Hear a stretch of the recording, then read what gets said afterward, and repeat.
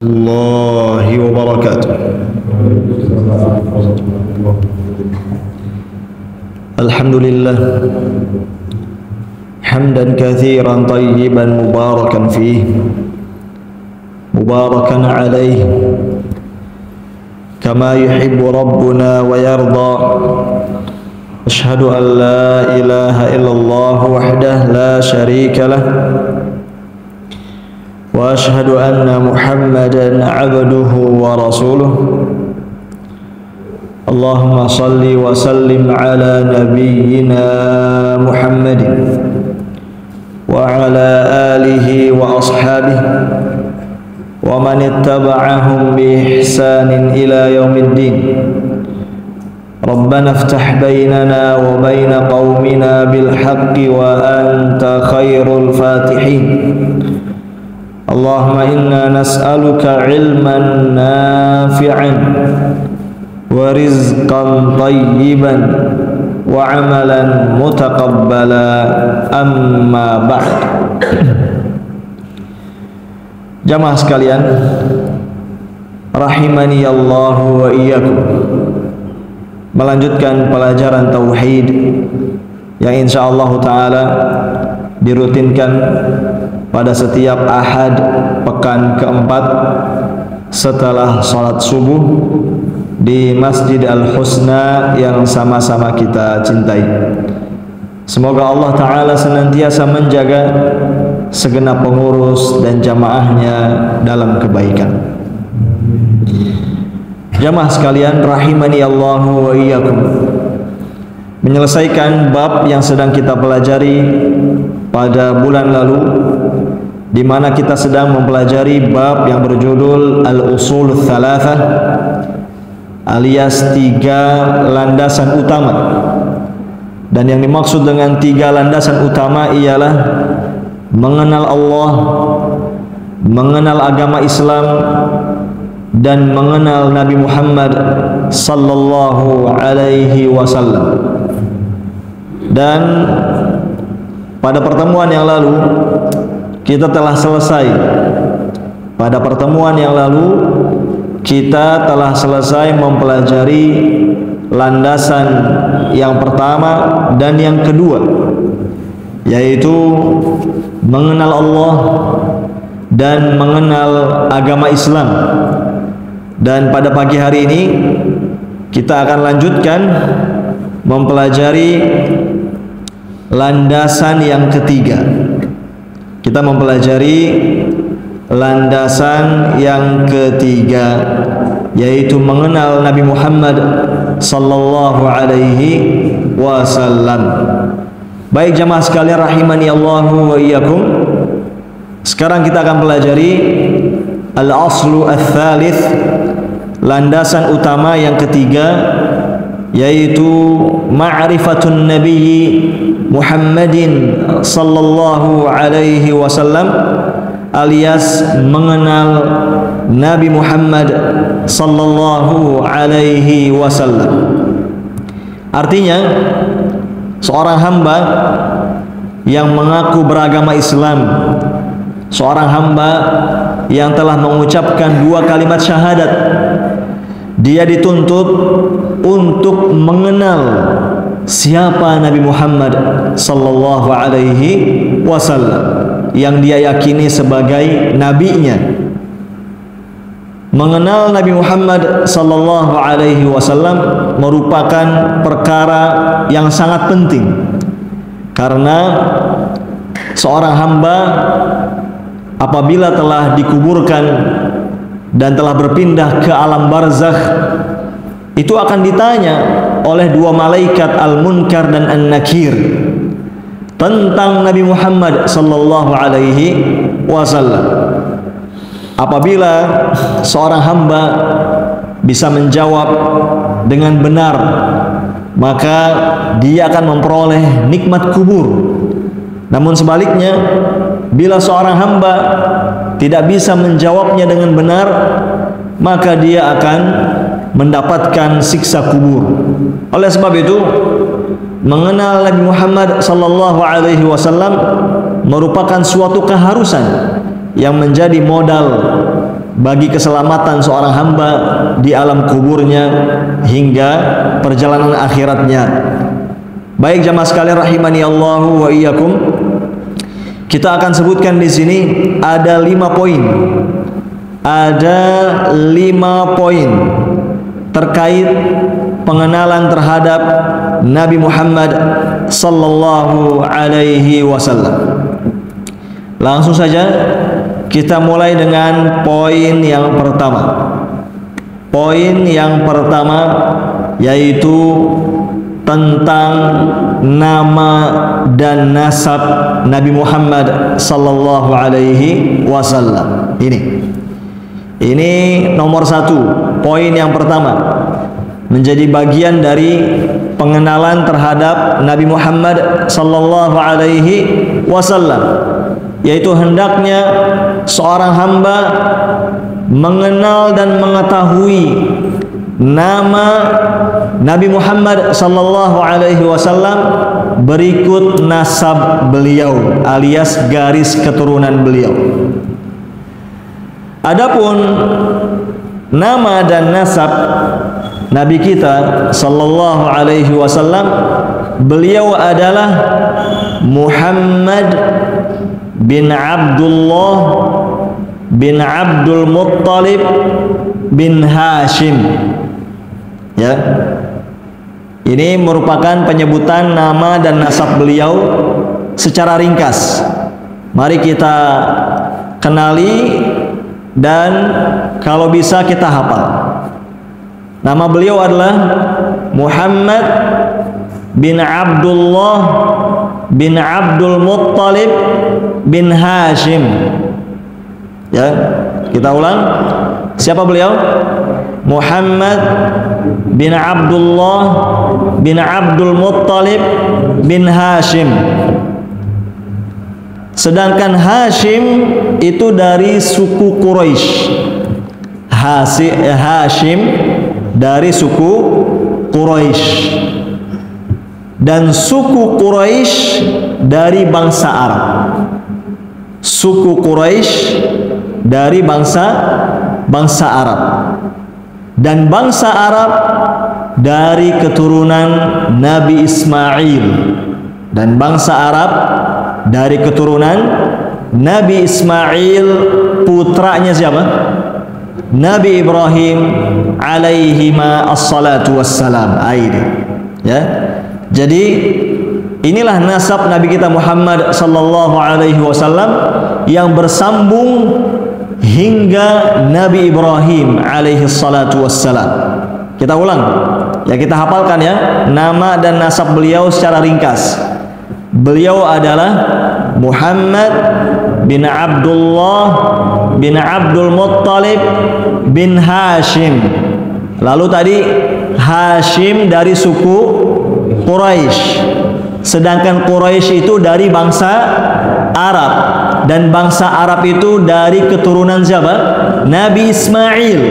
Dan Nabi Ismail adalah putranya siapa? Nabi Ibrahim alaihi wassalatu wassalam. Begitu. Ya. Jadi setidaknya cukup ya seorang hamba mengenali nama dan nasab Nabi Muhammad sallallahu alaihi wasallam sebagaimana yang tadi kita sebutkan ya. Nama beliau Muhammad, ayah beliau Abdullah, ya, kakek beliau Abdul Muttalib. Lalu ya uyut beliau adalah Hashim. Dan secara ringkas Hashim ini dari suku Quraisy, dan suku Quraisy itu dari bangsa Arab, dan bangsa Arab itu dari keturunan Nabi Ismail, sedangkan Nabi Ismail merupakan putranya Nabi Ibrahim alaihi salatu wassalam. Baik, jamaah sekalian rahimani Allahu wa iyyakum. Ini ya. Ya, ini nomor 1 ya. Ini nomor 1 ya. Pengenalan ya. Pengenalan kita terhadap Nabi Muhammad sallallahu alaihi wasallam, yaitu mengetahui nama dan nasab beliau. Jadi jangan tertukar ya siapa nabinya ya. Jangan tertukar siapa nabinya. Nabi kita ini bernama Muhammad bin Abdullah bin Abdul Muttalib. Itu, ya. Bukan yang lain. Ya. Nabi kita ini bukan yang lain. Ya, nabi kita bernama Muhammad bin Abdullah bin Abdul Muttalib. Itu. Bukan yang lain. Demikian. Baik jamaah sekalian rahimani Allah wa iyyakum. Nomor dua, ya, nomor dua, di antara cakupan pengenalan seseorang terhadap Nabi Muhammad sallallahu alaihi wasallam, nomor dua adalah mengetahui dan mengenal usia Nabi Muhammad sallallahu alaihi wasallam. Nomor dua ini, hendaknya seorang hamba mengetahui berapa usia hidup Nabinya Muhammad sallallahu alaihi wasallam di muka bumi, ya, di dunia. Maka usia beliau sallallahu alaihi wasallam berapa? 63 tahun. Ya. Usia Nabi Muhammad sallallahu alaihi wasallam adalah 63 tahun. Dan 63 tahun beliau ini dihitung dengan Hijriyah, bukan dengan Masehi. 63 tahunnya ini apa? Dengan Hijriyah, bukan dengan Masehi. Oleh sebab itu, hendaknya setiap kita mencari tahu umur kita sekarang ini sudah berapa tahun kalau pakai Hijriyah. Dicek ya, masing-masing dicek. Bulan depan saya tagih satu-satu ya. Bulan depan saya tagih satu-satu. Ya. Karena kalau kita mau cek ya dengan Hijriyah, maka kita akan dapati umur kita itu lebih tua, sekitar setahun 2 tahun. Kalau pakai apa? Hijriyah. Ya, jadi yang sekarang misalnya pakai Masehi 59, pakai Hijriyah itu bisa 60. Ya, bisa 60 61 misalnya. Ya, jadi jangan merasa kepedean, jangan merasa lebih muda ya. Tidak, kita ini lebih tua. Kalau pakai apa? Kalau pakai Hijriyah. Dan itulah umur Nabi Muhammad sallallahu alaihi wasallam. Jadi 63 tahun beliau itu dengan Hijriyah, bukan dengan Masehi. Ya. Itu. Dan umur kita dengan Hijriyah itu akan lebih tua ketimbang umur kita dengan apa? Dengan Masehi. Ya. Dan sekarang caranya gampang, tinggal googling aja. Ya. Sebetulnya ada ilmunya, ilmu falak ya. Ada ilmu falak. Ilmu falak itu bisa menghitung ya. Baik puluhan tahun ke belakang ataupun puluhan tahun ke depan. Dengan ilmu falak itu bisa dihitung ya, puluhan tahun ke belakang ataupun puluhan tahun ke depan. Lebih dari itu juga bisa. Nah, kalau sekarang pakai Google ketemu ya. Jadi searching aja, diketik di Google itu ya, tanggal, bulan dan tahun lahir kita dengan Masehi. Nah, kita tulis Hijriyahnya berapa. Itu. Maka nanti akan muncul, akan ketahuan ya, berapa tanggal berapa, bulan apa, tahun berapa lahirnya kita dengan Hijriyah. Kemudian tinggal dikurangi. Sekarang kita berada di tahun 1447 Hijriyah. Tinggal dikurangi ya, tinggal dikurangi. Nah, itu. Saya tagih ya bulan depan ya. Awas. Yang nggak ngerjain PR nggak boleh makan gorengan di bawah. Oke. Jamaah sekalian rahimani Allahu wa iyyakum. Ya, kembali lagi. Jadi nomor 2 ini kita ya mengenal usia Nabi Muhammad sallallahu alaihi wasallam. Bahwa total masa hidup beliau di kehidupan dunia adalah 63 tahun. Kalau kita mau jujur, ini 63 tahun di dunia singkat atau lama ini? 63 tahun di dunia ini singkat atau lama? Singkat sekali. Ini umur hidup manusia paling mulia sallallahu alaihi wasallam. Ternyata bernafas di kehidupan dunia hanya selama 63 tahun. Sedangkan dari umatnya saja ada yang lebih dari itu. Namun memang rata-rata umur umat Nabi Muhammad sallallahu alaihi wasallam itu berkisar antara 60 sampai 70 tahun. Sebagaimana sabda Nabi sallallahu alaihi wasallam dalam hadis. Beliau bersabda, "A'maru ummati ma baina 60 ila 70." Ya, mayoritas umur umatku itu berkisar antara 60 sampai 70 tahun. Wa aqalluhum man yajuzu dzalika.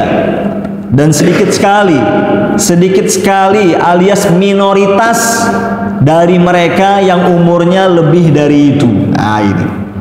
Ada yang lebih dari itu, tapi tetap saja terhitung lebih sedikit. Mayoritasnya berkisar ya maksimal 60 sampai 70 tahun. Oleh sebab itu, ya yang sudah kepala 5 ya, yang sudah kepala 6, siap-siap weh. Siap-siap. Dan sebetulnya semua orang ya berapapun umurnya ya bersiap, karena ajal tidak ada yang tahu. Baik, nah mengenai umur atau usia Nabi Muhammad sallallahu alaihi wasallam ya, tadi total 63 tahun. Kemudian kita bagi masanya, masa sebelum kenabian dan masa ketika menjadi nabi dan rasul. Nah, disebutkan dari 63 tahun itu 40 tahun sebelum kenabian.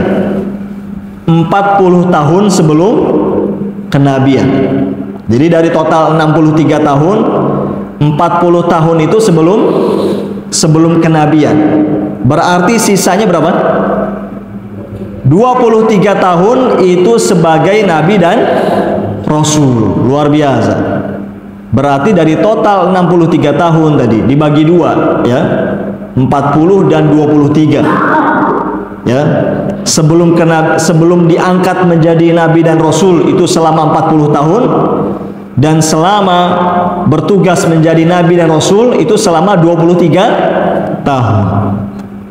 Berarti lebih lama ya masa hidup beliau sallallahu alaihi wasallam sebelum bertugas menjadi nabi dan rasul, 40 tahun. Dan ternyata masa tugas beliau itu hanya 23 tahun. Luar biasa. Masa tugas beliau, masa dakwah beliau ya, semenjak diangkat menjadi nabi dan rasul hingga beliau wafat itu berapa? 23 tahun. Lama atau singkat? Singkat luar biasa. Hanya 23 tahun, tidak sampai setengah abad, tapi peninggalan dakwah beliau sampai sekarang kita rasakan. Subhanallah. Manusia mana yang pengaruh hidupnya sampai seperti ini? Ya, coba siapa yang bisa mengalahkan Nabi Muhammad sallallahu alaihi wasallam dalam mempengaruhi dan mewarnai kehidupan dunia? Ya, beliau berdakwah cuma 23 tahun, tidak sampai setengah abad, tapi pengaruh dakwahnya sampai sekarang kita rasakan. Ya, jarak kita dengan beliau itu sekitar 14 mau 15 abad. 14 mau 15 abad. Itu merupakan efek dari dakwah yang cuma berapa lama tadi? 23 tahun. Luar biasa. Ya, demikian. Oleh sebab itu, sampai orang-orang kafir pun mengakui bahwa beliau ini nomor 1. Ya, nomor 1. Ya, nomor 1 tingkatan atau peringkat pertama manusia paling berpengaruh di dunia. Siapa itu? Nabi Muhammad sallallahu alaihi wasallam. Ini bukan cuma orang Islam yang mengakui, orang di luar Islam pun apa? Mengakui. Orang di luar Islam pun mengakui bahwa beliau ini adalah peringkat nomor 1 manusia paling berpengaruh di dunia. Ya, luar biasa. Nah, kemudian 23 tahun ya masa dakwah beliau, 23 tahun beliau diangkat menjadi nabi dan rasul, ya. Itu dibagi 2 lagi, menjadi 2 fase. Menjadi dua fase. Yang pertama fase dakwah di mana? Di Mekah, dan yang kedua fase dakwah di Madinah. Dari 23 tahun itu, ya, dari 23 tahun itu 13 tahun pada fase dakwah di Mekah. 13. Berarti sisanya 10 tahun ya pada fase dakwah di mana? Di Madinah. Subhanallah. Ya. Jadi 23 tahun masa dakwah beliau dibagi menjadi 2 fase. Fase Mekah itu selama 13 tahun dan fase Madinah selama 10 tahun. Itu. Ini ya. Dan disebutkan oleh para ulama, perhatikan ya, antara fase Mekah dengan fase Madinah berarti lebih lama mana? Fase Mekah 13 tahun. Kata para ulama, ya, di fase Mekah tersebut selama 13 tahun Nabi Muhammad sallallahu alaihi wasallam fokus dengan dakwah tauhid. Nah, itu. Fokus dengan apa? Dakwah tauhid, luar biasa. 13 tahun. Ya. 13 tahun fase Makkah itu, ya. Inti fokus dakwah beliau adalah mendakwahkan tauhid. Jadi selama 13 tahun di Mekah itu beliau babat alas, ya. Babat alas. Mendakwahkan apa? Tauhid. Mendakwahkan keimanan, mendakwahkan akidah yang benar. Itu. Ya. Ini menunjukkan ya betapa besarnya perhatian Nabi Muhammad sallallahu alaihi wasallam terhadap dakwah tauhid. Dan memang demikianlah dakwah yang benar. Dakwah yang benar itu adalah dakwah yang memulai dengan tauhid dan juga selalu memprioritaskan tauhid. Ya. Saya ulang. Dakwah yang benar itu adalah dakwah yang dimulai dengan tauhid dan selalu memprioritaskan tentang tauhid. Karena inilah dakwahnya para nabi dan rasul alaihi wassalatu wassalam. Oleh sebab itu, ya, segala bentuk gerakan dakwah yang diusung oleh manusia, baik individu ataupun kelompok, kalau tidak memberikan perhatian terhadap tauhid, ini merupakan dakwah yang tidak benar. Ya, dakwah yang tidak benar. Ya, karena dakwah yang sesuai dengan metode para nabi dan rasul alaihi wassalatu wassalam adalah dakwah yang dimulai dengan tauhid dan dakwah yang selalu memprioritaskan tauhid. Jadi kalau ada yang mengusung berbagai gerakan dakwah, ya, tapi selalu menyampingkan tauhid, itu ciri dakwah yang menyimpang. Itu ciri dakwah yang menyimpang. Ya, ketika apa? Tidak memberikan perhatian terbesar terhadap apa? Tauhid. Demikian. Baik. Nah, barulah di 10 tahun fase Madinah, beliau mulai, ya, mendakwahkan berbagai syariat Islam lainnya. Demikian. Baik jamaah sekalian rahimani Allah wa iyyakum. Itu nomor 2 ya. Sekarang kita ke nomor 3. Ya, nomor 3. Di antara pengenalan terhadap Nabi Muhammad sallallahu alaihi wasallam. Izin minum. Bismillah.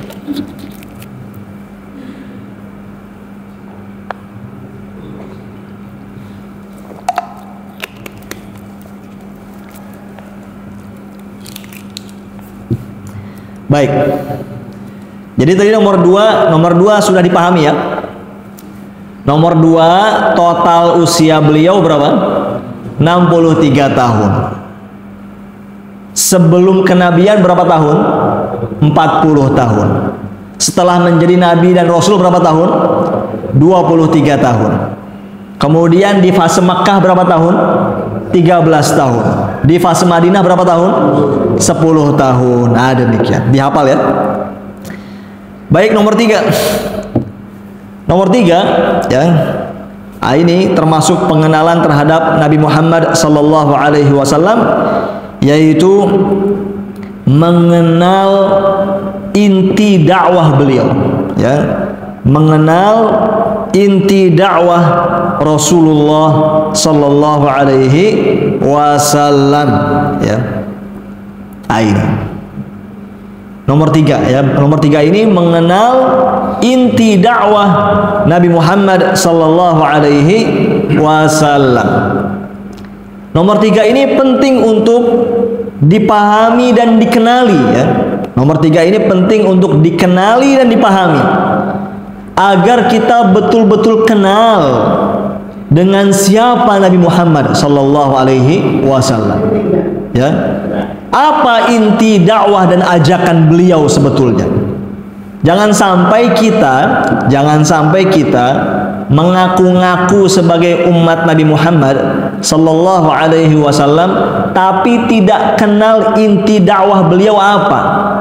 Tapi tidak tahu inti ajakan beliau apa ya. Ngakunya sebagai umat Nabi Muhammad sallallahu alaihi wasallam tapi tidak tahu inti dakwah beliau apa ya.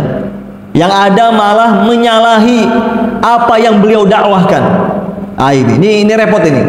Kalau mengaku-ngaku menjadi umat Nabi Muhammad sallallahu alaihi wasallam tapi tidak kenal inti dakwah beliau apa dan malah menyalahinya. Maka disebutkan bahwa ya, beliau sallallahu alaihi wasallam diutus untuk memperingatkan umat dari syirik.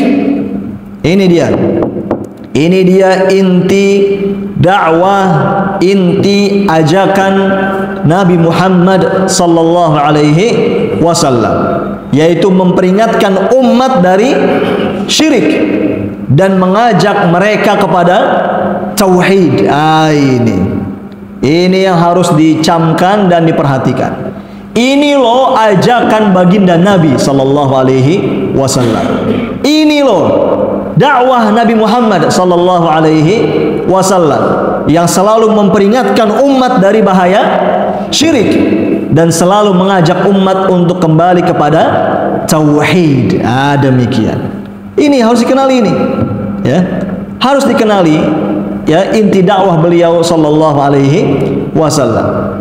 Jangan sampai seseorang ya mengaku-ngaku sebagai umat Nabi Muhammad sallallahu alaihi wasallam, mengaku-ngaku sebagai pengikut beliau, bersamaan dengan itu dia menjadi oknum terdepan yang menghalang-halangi dakwah tauhid. Ini hati-hati ini ya. Ini kan merupakan kesalahan fatal ini. Ini kesalahan fatal ketika bermunculan orang-orang yang mengaku sebagai umat Nabi Muhammad sallallahu alaihi wasallam, mengaku pengikut baginda Nabi sallallahu alaihi wasallam, bersamaan dengan itu dia menjadi oknum paling depan menghalang-halangi dakwah tauhid. Ini nggak benar ini. Ya. Omong kosong mengaku-ngaku sebagai pengikut Nabi Muhammad sallallahu alaihi wasallam kalau ternyata kelakuannya sehari-hari selalu menghalang-halangi, selalu menggembosi dakwah tauhid. Ini hati-hati ya, bahaya ini. Itu. Ya. Kalau ada fenomena seperti ini menunjukkan berarti dia belum betul-betul kenal siapa nabinya Muhammad sallallahu alaihi wasallam. Ya. Ternyata inti dakwah dan ajakan beliau itu tadi memperingatkan umat dari syirik dan mengajak umat kepada tauhid. Dalilnya surat Al-Muddathir Dalilnya surat Al-Muddathir ayat 1 sampai 5 ya. Surat Al-Muddathir ayat 1 sampai 5. Dilihat ya.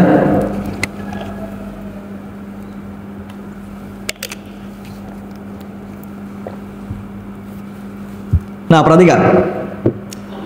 Surat Al-Muddathir ayat 1 sampai 5. Ini permulaan surat Al-Muddathir ini disebutkan oleh para ulama yang merupakan wahyu dari Allah yang dengannya Nabi Muhammad sallallahu alaihi wasallam diangkat menjadi rasul. Saya ulang.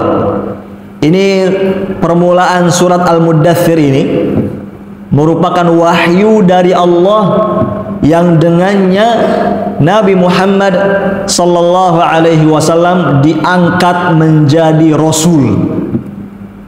Perhatikan ya. Kan kita tahu ya bahwa wahyu yang pertama kali turun adalah surat apa? Wahyu yang pertama kali turun surat apa? Al-Alaq. Ya. Iqra bismi rabbikal ladzi khalaq. Ya. Sepakat kita ya mengatakan bahwa wahyu atau ayat Al-Quran yang pertama kali turun kepada Nabi Muhammad sallallahu alaihi wasallam adalah surat apa? Al-Alaq, yaitu surat Iqra bismi rabbikal ladzi khalaq. Lalu tadi kita katakan wahyu yang diturunkan yang dengannya Nabi Muhammad sallallahu alaihi wasallam diangkat menjadi rasul, diutus sebagai rasul adalah surat Al-Muddathir. Nah, apa maksudnya ini? Perhatikan. Jadi kata para ulama, dengan turunnya surat Al-Alaq, perhatikan, kata para ulama, dengan turunnya surat Al-Alaq, surat Iqra bismi rabbikal ladzi khalaq, beliau diangkat menjadi nabi, belum jadi rasul. Itu. Perhatikan nih. Ini perbedaan nabi dan rasul. Ya. Dengan diturunkannya surat Iqra, maka beliau diangkat menjadi nabi dan belum diutus sebagai rasul. Karena di antara perbedaan nabi dan rasul adalah di antara perbedaan nabi dan rasul adalah kalau diutus sebagai rasul itu sudah disuruh, diperintahkan untuk membawa misi. Ya, ini nih, ada misi. Kalau rasul itu apa? Ada misi yang dibawa. Ya. Itu diperintahkan untuk membawa misi, ya, mengajak kaumnya kembali kepada tauhid, ya, dan meninggalkan kesyirikan. Itu. Jadi ketika diturunkan surat Iqra itu belum diutus sebagai rasul, baru berstatus sebagai nabi. Itu. Karena di surat Iqra itu belum ada perintah untuk berdakwah. Itu loh. Di surat Iqra itu, di surat Iqra, surat Al-Alaq di awalnya itu yang pertama kali turun kepada beliau itu belum terdapat perintah untuk apa? Untuk berdakwah. Perintah berdakwah itu baru ada di surat ini nih. Surat apa? Al-Muddathir. Itu. Oleh sebab itu kata para ulama, ya, dengan diturunkannya surat Al-Alaq, beliau sallallahu alaihi wasallam diangkat menjadi seorang nabi. Dan dengan diturunkannya surat Al-Muddathir, beliau diutus sebagai seorang rasul. Itu. Jadi misi dakwahnya itu baru beliau emban, baru beliau mulai setelah turunnya surat Al-Muddathir. Karena di surat Al-Muddathir ini, ya, terkandung perintah untuk berdakwah. Nah, kita lihat ayatnya. Surat Al-Muddathir dari ayat 1 sampai ayat 5. Allah berfirman, "Ya ayyuhal muddathir." Wahai orang yang berselimut. Siapa maksudnya? Nabi Muhammad sallallahu alaihi wasallam. Ayat keduanya, lihat. Nih ayat keduanya. Allah berfirman, "Qum fa'anzir." Bangkitlah engkau, bangunlah engkau fa'andzir, maka berilah peringatan. Nah, ini lihat. Sudah disuruh oleh Allah Ta'ala untuk apa? Bangun, bangkit, berikan peringatan. Nah, itu sampaikan apa? Peringatan. Ini perintah dakwah ini. Baru ada di surat Al-Muddathir. Oleh sebab itu tadi, dengan diturunkannya surat ini, barulah beliau diutus sebagai seorang rasul.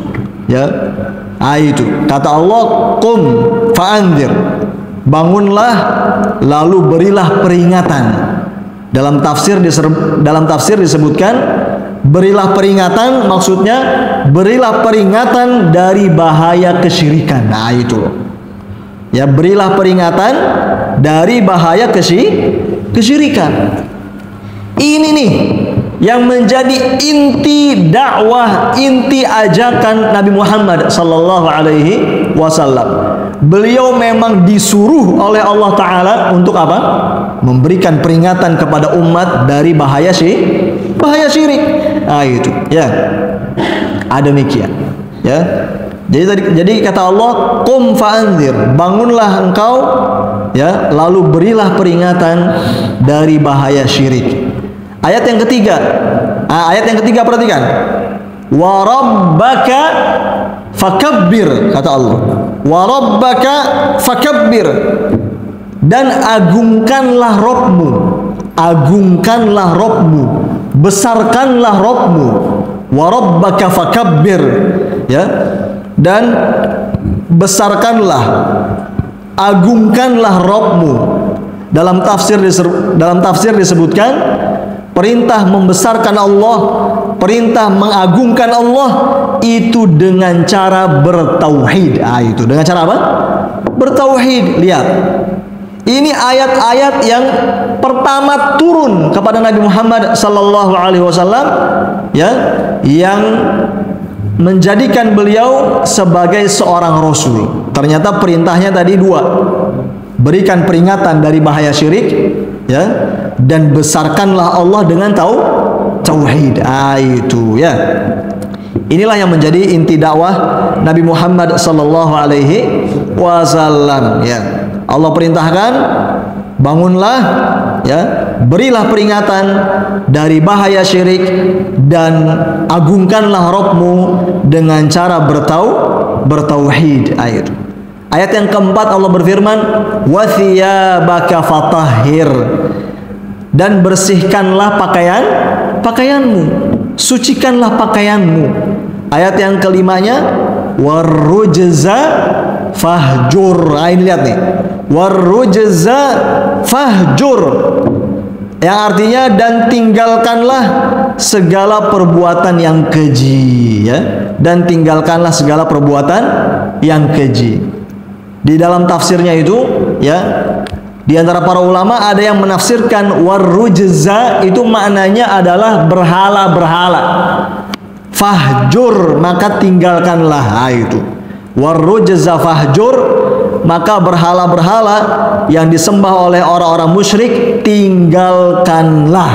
Itu ya, ini ya, ini poin nomor 3, ya, yang menjadi bagian dari pengenalan kita terhadap Nabi Muhammad sallallahu alaihi wasallam. Jadi kita mesti kenal inti dakwah ajakan Nabi Muhammad sallallahu alaihi wasallam. Tidak lain tidak bukan apa tadi?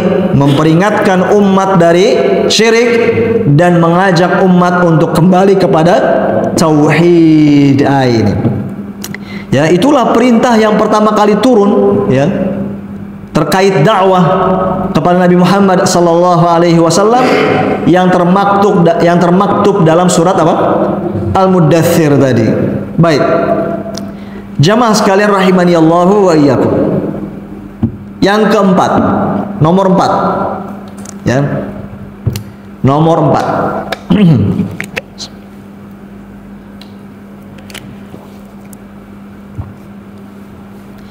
Nomor 4. Ini perhatikan ya, nomor 4 ya.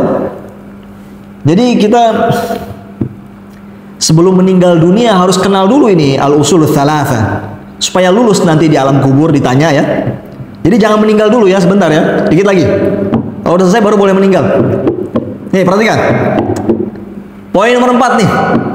Poin nomor 4 di antara cakupan pengenalan terhadap Nabi Muhammad sallallahu alaihi wasallam, yaitu mengenal ajaran yang beliau bawa. Ya, mengenal ajaran yang beliau bawa. Ya, mengenal ajaran yang beliau bawa. Kalau tadi ya, perhatikan antara nomor 3 dengan nomor 4. Kalau nomor 3 itu kita mengenali inti ajakan beliau, inti dakwah beliau sallallahu alaihi wasallam. Sedangkan nomor 4 ini kita mengenali ya ajaran yang beliau bawa, ya. Apa yang beliau bawa dari Allah Subhanahu wa taala. Itu. Ini yang mesti kita kenali, ya. Maka jawabnya nomor 4, beliau sallallahu alaihi wasallam diutus dengan membawa petunjuk, ya. Beliau sallallahu alaihi wasallam diutus dengan membawa petunjuk, yakni ilmu yang bermanfaat, yakni ilmu yang bermanfaat. Dan beliau membawa agama yang benar, dan beliau membawa agama yang benar, yakni amal saleh, yakni apa? Amal saleh. Perhatikan di sini. Ini mesti kita kenali tentang apa yang beliau bawa sallallahu alaihi wasallam dari Allah taala. Yang beliau bawa itu intinya 2. Yang beliau bawa itu intinya 2. Ya. Yang beliau bawa itu intinya 2. Pertama petunjuk, yang kedua agama yang benar. Pertama petunjuk, yang kedua apa? Agama yang benar. Ya. Yang dimaksud dengan petunjuk adalah ilmu yang bermanfaat, dan yang dimaksud dengan agama yang benar adalah amal soleh. Ini nih. Ini, perhatikan di sini. Ini inti yang beliau bawa dari Allah Ta'ala. Beliau itu membawa petunjuk dan agama yang benar, alias beliau itu membawa ilmu yang bermanfaat dan amalan soleh. Dalilnya, ini ada dalilnya ini. Ya, bukan tidak ada dalilnya ya. Dalilnya diantaranya surat Al-Fath ayat 28. Surat Al-Fath ayat 28. Dan juga sebetulnya ayat yang senada juga disebutkan di surat As-Saff, ya. Di surat As-Saff juga ada ayat yang seperti ini. Surat As-Saff, ya. Tapi kita bacakan di sini surat Al-Fath ayat 28. Surat Al-Fath ayat 28. Ini ayat yang populer, sering kita dengar. Allah berfirman, "Huwallazi arsala rasulahu bil huda wa dinil haqq liyudhhirahu 'alad dini kullih wa kafa billahi syahida." Itu. Kalau di As-Saff itu walau karihal musyrikun, ya. Walau karihal musyrikun. Itu. Itu perbedaannya. Ya. Itu dalilnya surat Al-Fath ayat 28. Allah berfirman, "Huwallazi arsala rasulahu." Dialah Allah yang telah mengutus rasulnya. Siapa? Nabi Muhammad sallallahu alaihi wasallam. Apa yang beliau bawa? Bil huda wa dinil haqq.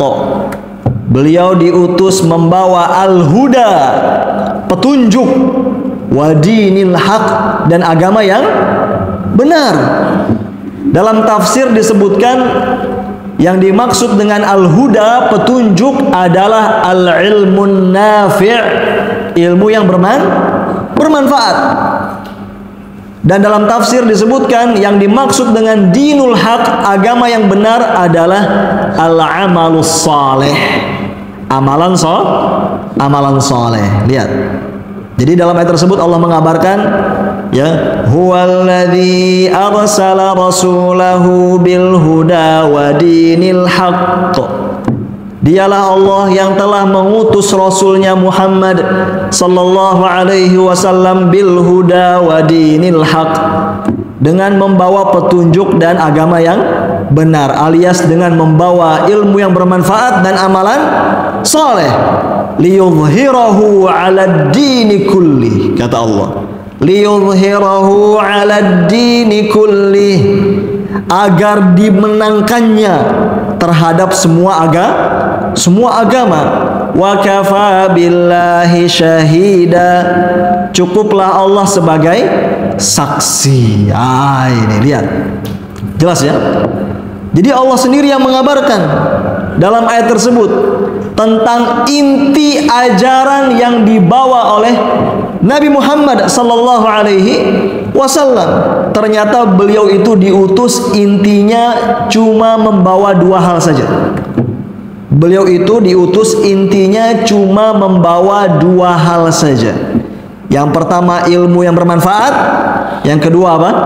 Amalan saleh. Yang dengan dua sebab ini Allah Ta'ala janji akan memenangkan, akan memberikan kejayaan untuk umat Islam di atas seluruh musuhnya. Itu lihat, ini janji Allah ini. Artinya apa? Kalau umat Islam ingin menang, kalau umat Islam ingin berjaya, kalau umat Islam ingin mulia, kalau umat Islam ingin maju, harus berpegang teguh dengan dua hal yang dibawa oleh Nabi Muhammad sallallahu alaihi wasallam. Apa tadi? Ilmu yang bermanfaat dan amalan soleh. Tuh, ini rahasianya ini. Ini kuncinya Allah sampaikan. Kalau kita mau menang, kalau kita mau jaya, kalau kita mau maju, kalau kita mau mulia, kita harus kembali mengisi hari, waktu, dan usia kita dengan dua hal ini. Apa tadi? Ilmu yang bermanfaat dan amal soleh. Artinya apa? Terus belajar, terus ngaji, terus thalabul ilmi, terus menuntut ilmu. Kalau sudah punya ilmu, diapakan? Diamalkan. Nah itu. Kalau sudah punya ilmu, diapakan? Diamalkan. Dengan ini sudah. Jadi hari-hari kita harus diisi dengan dua hal ini. Ilmu amal, ilmu amal, ilmu amal, ilmu amal, sampai Allah wafatkan kita. Ilmu dan amal. Jadi ilmu kita ini harus terus ditingkatkan. Demikian pula amal kita juga harus terus ditingkatkan. Nah demikian. Baik. Jadi tidak elok kalau ada kemudian orang yang mengaku sebagai umat Nabi Muhammad sallallahu alaihi wasallam, mengaku-ngaku sebagai pengikut beliau sallallahu alaihi wasallam, tapi tidak mau menuntut ilmu, tapi tidak mau beramal soleh. Ini nggak benar ini. Itu ilmu yang bermanfaat dan amal soleh, itulah dua hal yang dibawa oleh siapa? Nabi Muhammad sallallahu alaihi wasallam. Baik, jamaah sekalian rahimani Allah wa iyyakum, yang kelima dan ini yang terakhir. Yang kelima,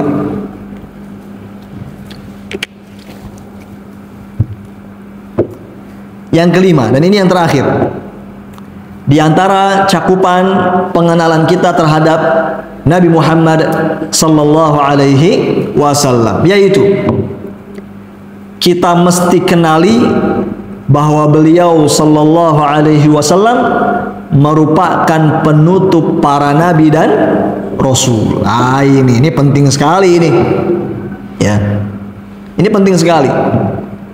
Mesti diyakini bahwa beliau sallallahu alaihi wasallam merupakan penutup para nabi dan rasul. Artinya tidak ada lagi nabi dan rasul setelah Nabi Muhammad sallallahu alaihi wasallam. Pegang kuat-kuat, ini akidah Islam. Tegas menyatakan bahwa Nabi Muhammad sallallahu alaihi wasallam adalah nabi dan rasul terakhir. Barang siapa yang berkata dan berkeyakinan bahwa masih ada nabi lagi, masih ada rasul lagi setelah Muhammad sallallahu alaihi wasallam, maka sungguh dia telah kafir, murtad, keluar dari agama Islam. Seperti para penganut agama Ahmadiyah ya, dan yang semisal. Nah, itu Ahmadiyah bukan Islam itu. Ahmadiyah itu orang-orang kafir. Kita tegas mengatakan ya, Ahmadiyah itu bukan orang Islam. Ahmadiyah itu apa? Orang-orang kafir ya. Karena orang Islam itu nabi terakhirnya siapa? Muhammad sallallahu alaihi wasallam. Kalau masih punya nabi lagi, mohon maaf, Anda bukan Islam. Anda bukan Islam. Anda agama baru. Nah, itu. Jangan bawa-bawa nama Islam ya. Jadi kalau ada yang punya keyakinan ya masih ada nabi lagi, masih ada rasul lagi setelah Muhammad sallallahu alaihi wasallam, kita katakan ini agama baru, bukan agama Islam. Meskipun namanya pakai bahasa Arab. Ahmadiyah itu bahasa Arab ya. Ahmadiyah itu apa? Bahasa Arab ya. Meskipun pakai bahasa Arab, tapi kalau berkeyakinan masih ada nabi lagi setelah Muhammad sallallahu alaihi wasallam, ini bukan agama Islam. Nah, itu dalilnya surat Al-Ahzab ayat 40. Surat Al-Ahzab ayat 40 ya. Dalam ayat tersebut Allah Ta'ala berfirman, "Ma kana Muhammadun aba ahadin min rijalikum walakin Rasulullahi wa khataman nabiyyin." Artinya ya, Muhammad sallallahu alaihi wasallam bukanlah bapaknya seorang pria di antara kalian, akan tetapi beliau merupakan utusan Allah dan penutup para nabi. Ya, ini Al-Ahzab ayat 40. Jadi mengapa orang-orang Ahmadiyah dikafirkan oleh para ulama? Ya karena ini, ketika mereka menobatkan Mirza Ghulam Ahmad itu ya menjadi nabi ya dan rasul setelah Muhammad sallallahu alaihi wasallam, sejatinya mereka telah mendustakan ayat ini. Surat apa tadi? Al-Ahzab ayat 40. Dalam ayat tersebut Allah mengabarkan bahwa beliau sallallahu alaihi wasallam merupakan khataman nabiyyin, alias penutup para nabi, para rasul. Itu beres. Walhamdulillahi rabbil alamin. Ya. Di Indonesia saja ada yang ngaku-ngaku jadi nabi. Tapi terakhir udah lama ya, tahun berapa itu? Apa udah ada lagi yang baru? Ya, belum muncul lagi ya. Demikian. Cuma orang nggak waras aja ya kalau itu. Wassallallahu wasallam ala nabiyina Muhammad. Inilah yang bisa kita pelajari pada pagi hari ini ya. Demikian materinya. Dipersilakan kalau ada yang disampaikan sebelum ditutup. Silakan kalau ada.